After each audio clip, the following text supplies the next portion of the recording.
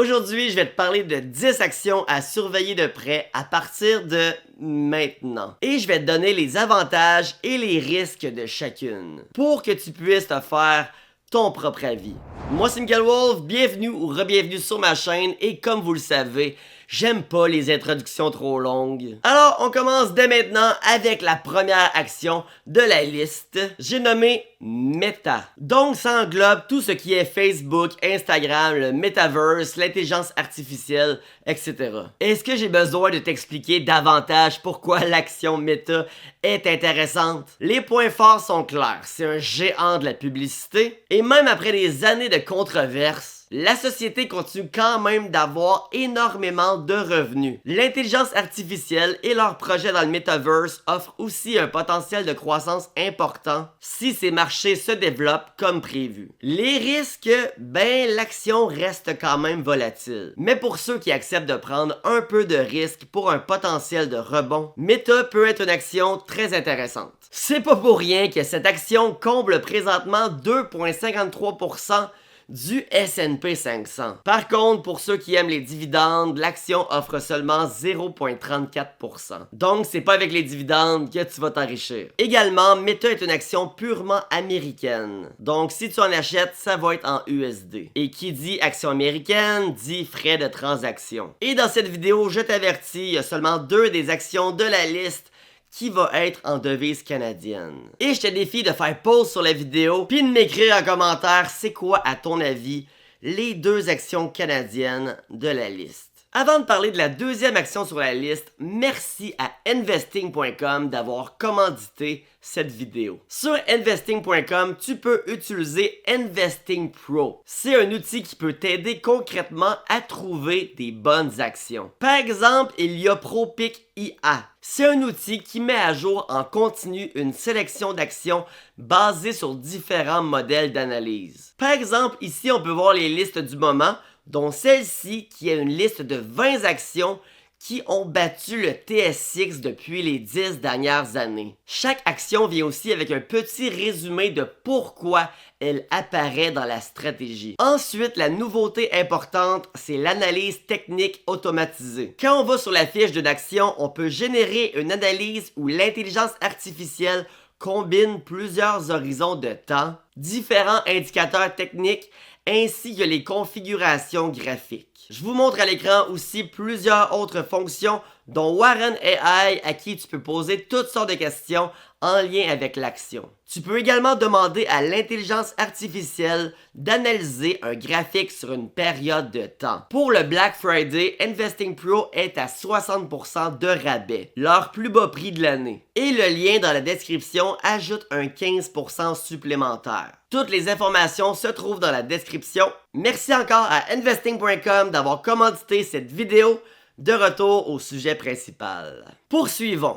En numéro 2, le géant du e-commerce. Amazon. Les avantages, il y a de la diversification massive, des flux de revenus multiples et une position dominante dans plusieurs secteurs clés. AWS de Amazon continue d'être un moteur énorme pour la rentabilité et la croissance du e-commerce ne montre pas de signe de ralentissement. Les inconvénients, il y a de la concurrence féroce dans le domaine. Il pourrait également éventuellement avoir de la régulation potentielle et parfois un rythme effréné de dépenses pour se développer encore plus. Amazon, c'est vraiment le type d'entreprise où il faut vraiment comprendre la mécanique interne pour apprécier son potentiel à long terme. Mais le retour pourrait être solide si tu sais patienter. Et en passant, la part de tarte de Amazon dans le S&P 500 est présentement de 4,18%. En troisième sur la liste, c'est Microsoft MSFT, qui pour sa part contient un gros 6,16% du S&P 500. Le loussage de la tech avec son cloud Azure, Office, Windows, Gaming et maintenant l'intelligence artificielle. Les avantages,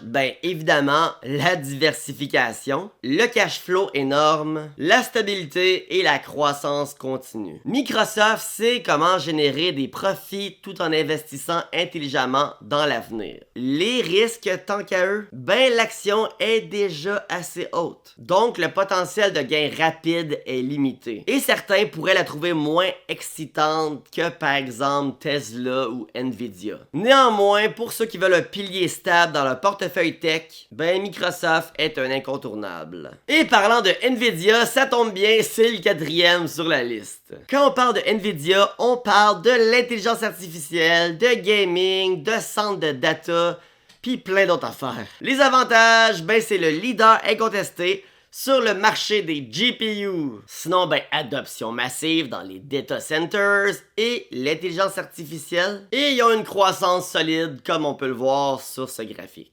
Les inconvénients, ben la dépendance à la demande en GPU et à l'évolution de l'intelligence artificielle. Et évidemment, avec la montée folle de Nvidia dans les derniers temps, si ça crash, ben ça va crasher. Mais Nvidia, c'est tout de même une action qui peut rapporter gros si l'intelligence artificielle continue à s'accélérer. Mais elle reste sensible au cycle économique et technologique. Et si on parle du S&P 500, ben Nvidia contient 7,50% de l'indice, ce qui est énorme. Cinquièmement sur la liste, on parle de Palantir. Donc on parle de data analytique, également d'intelligence artificielle, de contrats gouvernementaux et privés. Les avantages, ben il y a un potentiel de croissance énorme si l'intelligence artificielle continue à se développer. On parle donc de technologies avancées et de positions stratégiques sur le marché des données. Les inconvénients, ben l'entreprise est jeune, l'action est volatile et dépend de la confiance des clients et à l'obtention de nouveaux contrats. Pour ceux qui aiment suivre les tendances technologiques et l'innovation, ben Palantir peut offrir de belles opportunités. Pour sa part, ben c'est une très mince part de tarte de 0,68% dans le S&P 500. On est rendu à la moitié de la liste. Si tu as écouté jusqu'ici, ça me ferait énormément plaisir si tu pouvais liker la vidéo. Puis tant qu'à ça, là, ben abonne-toi donc à la chaîne si c'est pas déjà fait. Un gros merci. Donc, on est rendu à parler de Elon Musk, ben oui, de Tesla, qui possède pour sa part 2,20% du S&P 500. Tesla, c'est quoi exactement? Des véhicules électriques, de l'énergie solaire, des batteries et maintenant de l'IA, puisqu'il y en a évidemment dans les voitures. Les avantages, ben il y a un énorme potentiel de croissance, de l'innovation constante et de la visibilité médiatique.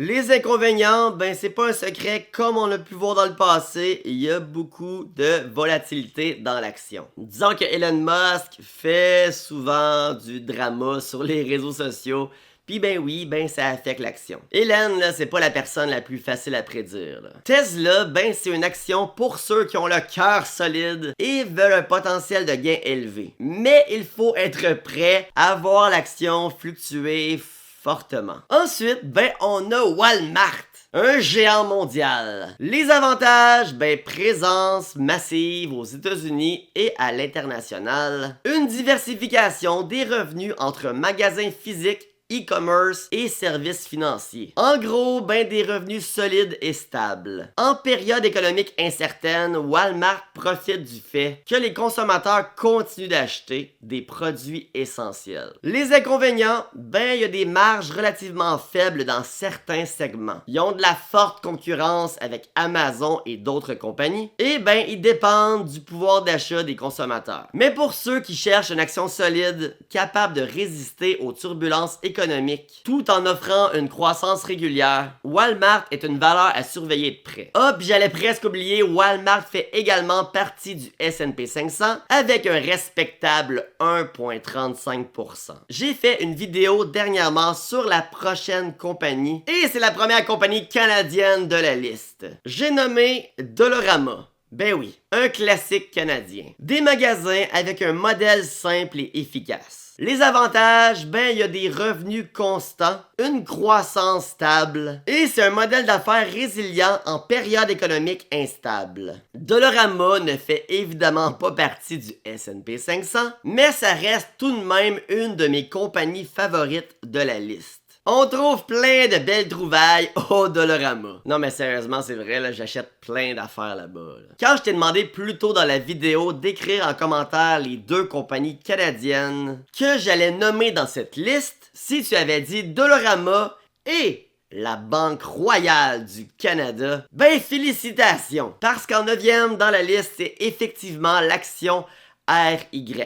La Banque royale du Canada, c'est une action qui va t'apporter stabilité et dividendes fiables. C'est présentement, il donne 2,95% de dividendes selon le prix actuel de l'action. Les avantages, ben comme je viens de le dire, des bonnes dividendes, de l'exposition au marché canadien et de la stabilité même en cas de turbulence. Les limites par contre, ben ils ont des marges limitées et sont sensibles au taux d'intérêt. À mon avis, RY sert de base solide dans un portefeuille équilibré, surtout si tu mixes avec des actions plus dynamiques. Et en dernier sur la liste, on a parlé d'Elon Musk tantôt, là on va parler de notre fameux Steve Jobs, le géant incontournable de la tech, avec un écosystème verrouillé et une base d'utilisateurs fidèles, ben oui, POM. Ben oui, Apple. Les avantages, ben innovation constante, le nouveau iPhone à chaque année, un cash flow énorme et des dividendes qui sont réguliers. Les limites, ben le prix de l'action est quand même élevé, un potentiel de hausse rapide limité et la dépendance à des produits comme l'iPhone. Mais tout de même, Apple reste un incontournable pour ceux qui veulent stabilité et exposition à la tech,